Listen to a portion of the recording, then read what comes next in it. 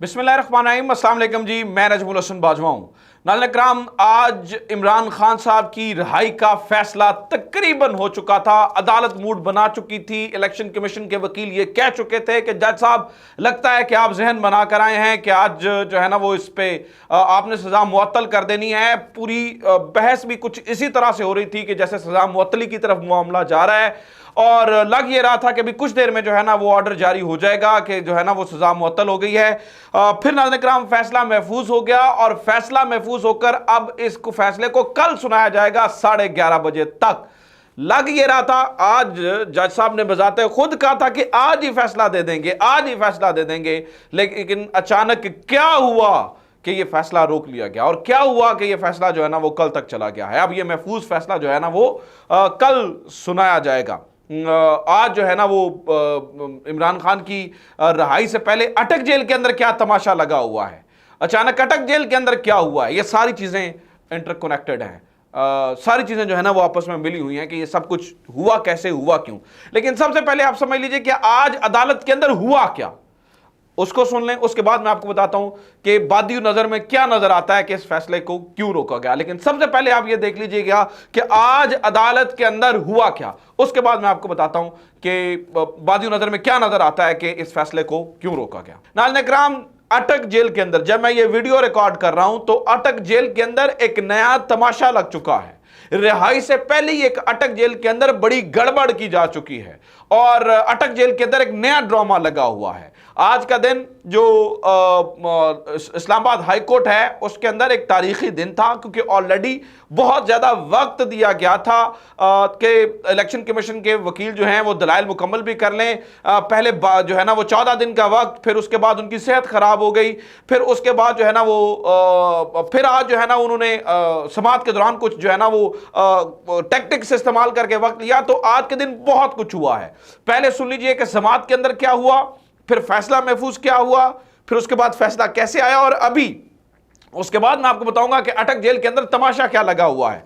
और सबसे बड़ा सवाल यह है कि क्या इमरान खान अब रिहा हो जाएंगे या नहीं होंगे, इसका जवाब मैं आपको इसी वीडियो में दे देता हूं। सबसे पहले सुन लें आज अदालत के अंदर हुआ क्या, क्योंकि आज की समाअत शायद मुझे यह लगता है कि जो बातें आज अदालत के अंदर हुई हैं, अपील के अंदर भी, यानी कि इमरान खान की सजा मुस्तकिल तौर पर खत्म करने के अंदर भी यही बातें फायदा देगी। आज इमरान खान के वकील ने जिस तरह से पहले उधेड़ा था, आज बिल्कुल इलेक्शन कमीशन के वकील नॉकआउट हो गए, लिहाजा ये बातें सुनना बहुत जरूरी है। सबसे पहली बात तो यह है कि जो ही इलेक्शन कमीशन के वकील अमजद परवेज साहब कमरा अदालत के अंदर आए तो वो बड़े हशाश बशाश नजर आए। बिल्कुल जो है ना वो लगता है कि कोई इस किस्म की सेहत का मसला नहीं था, बड़े तंदुरुस्त थे, क्योंकि इससे पहले तो बताया गया था कि इलेक्शन कमीशन के वकील जो हैं वो बेड से ही नहीं उठ पाते हैं ना, मतलब ड्रामेबाजी की जाती है, डिलेइंग टैक्टिक्स इस्तेमाल किए जाते हैं। ठीक है, आज वो वकील आ गए। जब वकील साहब आए तो सबसे पहला जो उन्होंने इतराज किया, उन्होंने कहा जनाब कि रियासत को आप साथ में फरीक बनाएं, रियासत को फरीक बनाए। इसके ऊपर चीफ जस्टिस जनाब जो आमिर फारूक साहब थे, उन्होंने कहा कि जनाब आप दलाइल जारी रखें, रियासत को फरीक बनाना जरूरी नहीं है, नैब केसेस में भी तो रियासत को फरीक नहीं बनाया जाता। यानी कि जो आमिर फारूक साहब थे, जो अमजद परवेज साहब थे, शुरू में ही उनका दिल था कि कुछ ऐसा हो जाए कि केस को डिले कर दिया जाए, या कम से कम ऐसा हो जाए कि अगर आज अदालत रिहाई का हुक्म भी जारी कर देती है तो फिर जो है ना वो इमरान खान जो है ना वो आज जेल से निकल ना सके, कुछ इस तरह की जो है ना वो सूरत हाल बन जाए। जब इनका ये बेसिक एतराज मुस्तरद हुआ तो इन्होंने दलाइल देने शुरू किए, जिसके अंदर ये भारतीय कोर्ट्स के और इधर उधर के जो है ना वो फैसले कोर्ट कर रहे थे, और उन्होंने कहा जनाब ये कोई fast hard and fast rule नहीं है कि सजा मुअत्तली जरूरी होती है, और ये भी कोई पहला केस नहीं हुआ जिसमें हक दिफा नहीं दिया गया। यानी कि इतने भोंडे दलाइल नाज़रीन इकराम के ये दलील दी गई कि ये कोई पहला केस नहीं है जिसमें हक दिफा नहीं दिया गया। यानी कि हक दिफा, fair trial, constitution of Pakistan 1973 10A के तहत जो है वो किसी भी मुल्ज़म का हक होता है, एक बुनियादी हकूक है, फंडामेंटल राइट है। लेकिन वकील साहब अदालत के अंदर खड़े होकर कह रहे थे कि जनाब पहले भी ऐसे केसेस हो चुके हैं, अगर पहले ऐसे केसेस हुए हैं तो वो भी गलत हुआ है। यानी कि फेयर ट्रायल की आज जो है ना वो मुखालफत कर दी जनाब अमजद परवेज साहब ने। बात आगे बढ़ी, अब पाकिस्तान तहरीक इंसाफ के वकला उठे और उन्होंने कहा कि जनाब हमें इमरान खान साहब से मिलने की इजाज़त दें। तो इसके ऊपर आमिर फारूक साहब ने कहा देखिए मैं आज सजा मुअत्तली की दरख्वास्त के ऊपर जो है ना वो फैसला कर दूंगा, तो आप जरा तसल्ली रखें, यानी कि उन स्लिप ऑफ टंग उन्होंने कहा जी सजा मुअत्तल हो जाएगी। इसके ऊपर अमजद परवेज साहब उठे, उन्होंने कहा कि ठीक है माय लॉर्ड, अगर आप ज़हन बना कर आए हैं सजा मुअत्तल करने का तो फिर मैं दलीलें नहीं देता। इसके ऊपर चीफ जस्टिस साहब ने कहा नहीं नहीं, मैं ये कह रहा हूं कि उनकी सजा मुअत्तली के ऊपर जो है ना, जो दरखास्त है उसको निपटा दिया जाएगा, उसके ऊपर फैसला हो जाएगा। तो फिर जो अमजद परवेज साहब हैं उनको जो है ना वो थोड़ी सी ठंड पड़ी और वो दोबारा बैठ गए।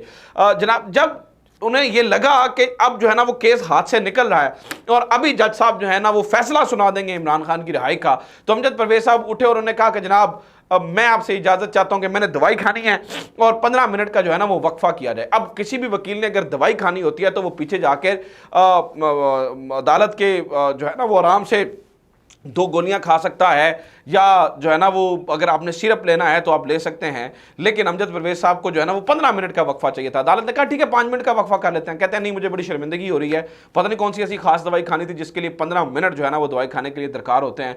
उन्होंने कहा जनाब आप मुझे 15 मिनट का जो है ना वो वक्त दें। यानी कि मतलब यही था कि अगर आज इमरान खान रिहा भी हो जाते हैं और रिहाई का हुक्म भी दे दिया जाता है तो फिर वो रोबकार पहुंचने में और ये सारी चीज़ें होने में जो है ना वो वक्त लगे, लिहाजा इमरान खान को जो है वो रिहा ना किया जा सके। अभी तो एक और तमाशा लगा हुआ है ना, वो मैं आगे चल के आपको बताता हूं कि इस वक्त कोर्ट के अंदर जो है ना वो क्या तमाशा लगा हुआ है। खैर जनाबे वाला 15 मिनट की बजाय 40-45 मिनट का जो है ना वो वक्त दे दिया गया।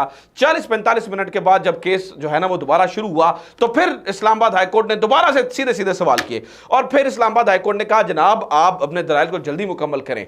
और सबसे पहला नुकता ये उठाया गया कि सेक्रेटरी इलेक्शन कमीशन, क्योंकि लतीफ खोसा साहब ने ऐसे कमाल दलीलें दी हुई हैं, उन्होंने कहा जनाब सेक्रेटरी इलेक्शन कमीशन कौन होता है इमरान खान के खिलाफ जो है वो कंप्लेंट फाइल करने वाला, या जो है ना वो चीफ इलेक्शन कमिश्नर और तमाम मेंबरान ने करनी होती है, सेक्रेटरी कोई भी नहीं होता जो है ना वो इनको जो है ना वो इनके खिलाफ दरखास्त दायर करने वाला। अब ये कैसा टेक्निकल नुकता है जिसके अकेले इसी की बुनियाद के ऊपर जो है ना वो पूरा केस फारिग हो जाता है। लेकिन दूसरा नुकता इससे भी इंपॉर्टेंट था। खैर अमजद परवेज साहब इसको तो डिफेंड नहीं कर पाए। उन्होंने कहा जनाब वो सबके सिग्नेचर्स हैं और ये वो, उन्होंने कहा जी दस्तावेजात साथ लगाए। उन्होंने कहा जी दस्तावेजात साथ लगाने की जरूरत नहीं है। दूसरा नुकता बहुत इंपॉर्टेंट और बड़ा मजेदार था नाज़रीन इकराम, वो पॉइंट ये था नाज़रीन इकराम कि ये जो केस है ये सबसे पहले मजिस्ट्रेट के पास जाना चाहिए था। मजिस्ट्रेट ने इसके ऊपर फैसला करना था कि आया ये काबिल समात है या नहीं है और उसके बाद सेशन अदालत में जाना चाहिए था। ये केस मजिस्ट्रेट के पास गया नहीं, सबसे पहले जो है ना वो सेशन अदालत सुन रही है। इसके ऊपर बजाते खुद वकील इलेक्शन कमीशन अमजद परवेज जो कि वकील है इस केस के अंदर, वो बजाते खुद मान गए जी अगर ऐसा नहीं भी है तो फिर भी तो केस जो है ना वो उन्होंने सुनना था, यानी कि सेशन कोर्ट ने सुनना था। ये एक ऐसा मौका था नाज़रीन इकराम जो है ना वो पूरे केस के अंदर, ये एक ऐसा टाइम था जब पूरे का पूरा केस जो है वो इमरान खान के हक में पलट गया, पूरे का पूरा केस जो है वो इमरान खान के हक में हो गया, क्योंकि इसके बाद कोई गुंजाइश नहीं बाकी बचती जब आपका मुखालिफ बजाते खुद मान रहा हो कि हाँ यहां पर यह तरीकाकार नहीं बनता। तो नाज़रीन इकराम ये दूसरा नुकता था वो ज्यादा जो है ना वो पावरफुल था, जिसमें बजाते खुद इलेक्शन कमीशन के वकील जो है ना वो मान गए कि ठीक है वो पहले उधर जाना चाहिए था, नहीं गया तो फिर भी जो है ना वो केस इधर ही आना है। अब इन नकात के बावजूद नाज़रीन इकराम, इन चीजों के बावजूद जब अदालत के अंदर फैसला महफूज हो गया और जो है ना वो लगता था कि ये फैसला जो है ना वो कुछ देर में सुना दिया जाएगा, उसके बावजूद भी अदालत ने फैसला सुनाया नहीं है। इसके पीछे वजह क्या है, उसके पीछे मैं वजह आपको बता देता हूं। जब ये लग रहा था नाज़रीन इकराम, आज तो वैसे शुरू दिन से ही लग रहा था कि आज इमरान खान को कम से कम रिहा करने का मूड नहीं लग रहा। उसकी वजह क्या है कि बार बार इलेक्शन कमीशन के वकील कभी दवाई खाने के बहाने, कभी डिलेइंग टैक्टिक्स, कभी चीज़ों को आगे ले जाओ, कभी उसको रोक लो, कभी उसको रोक लो, कभी मुझे 15 मिनट चाहिए, मुझे 20 मिनट चाहिए, ताकि आज के दिन इमरान खान रिहा हो ना सके। नंबर 1, जो भी इलेक्शन कमीशन के वकील ने किया सो किया। दूसरा क्या हुआ, जो ये पता चला कि शायद इमरान खान की सजा मुअत्तल होने जा रही है, इमरान खान की सजा मुअत्तल हो जाएगी, तो उससे पहले हमने ये देखा कि एफआईए की टीम जो साइफर केस के अंदर इमरान खान को गिरफ्तार करने पहुंच गई।